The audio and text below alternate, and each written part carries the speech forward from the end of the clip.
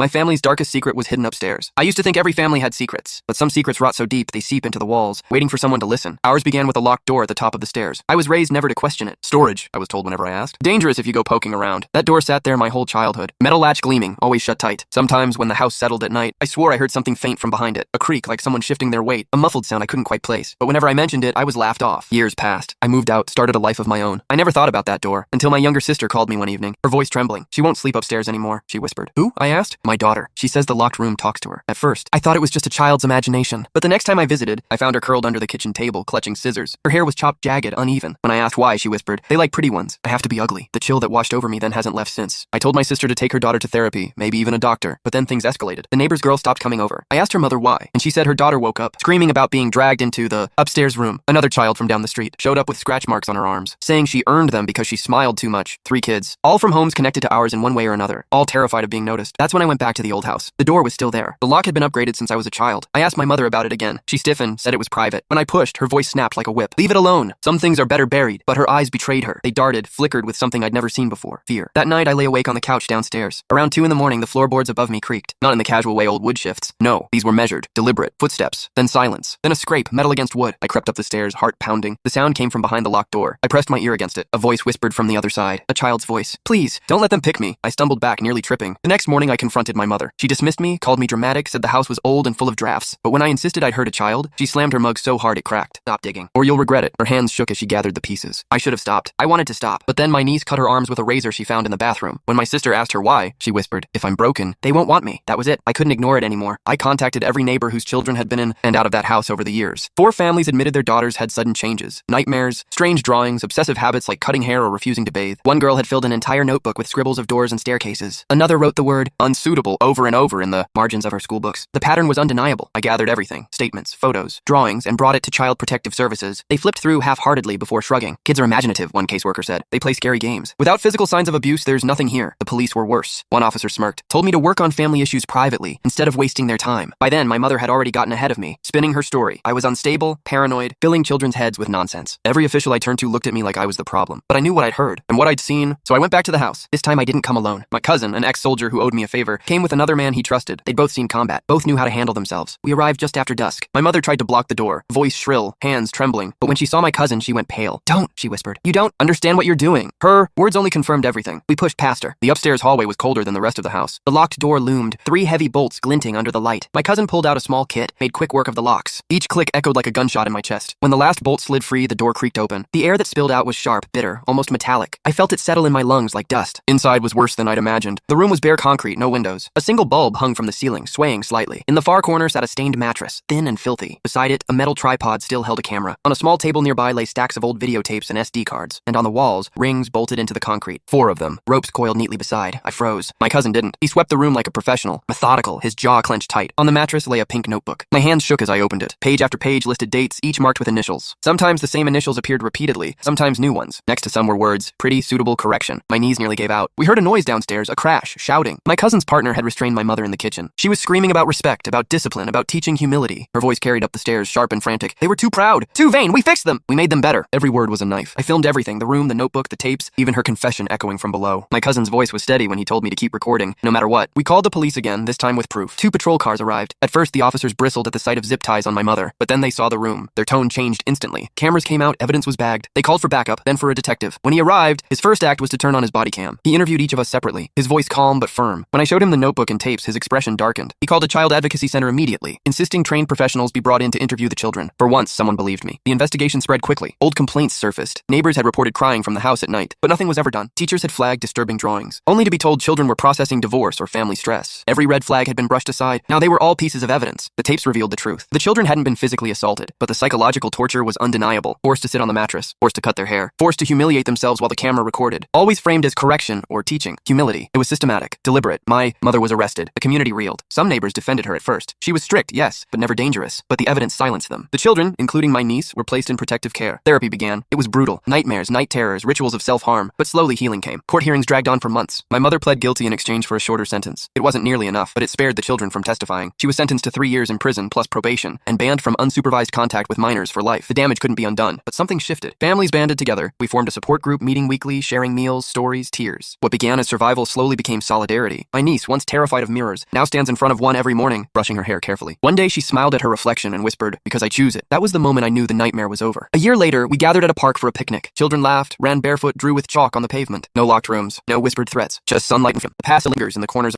Some nights I dream of that door creaking open, the cold air rushing out, but then I wake and I hear laughter in the next room, real free laughter. And I remind myself some secrets don't stay buried. Some secrets, when dragged into light, lose their power. We gave the children their childhoods back, and that's a secret worth keeping.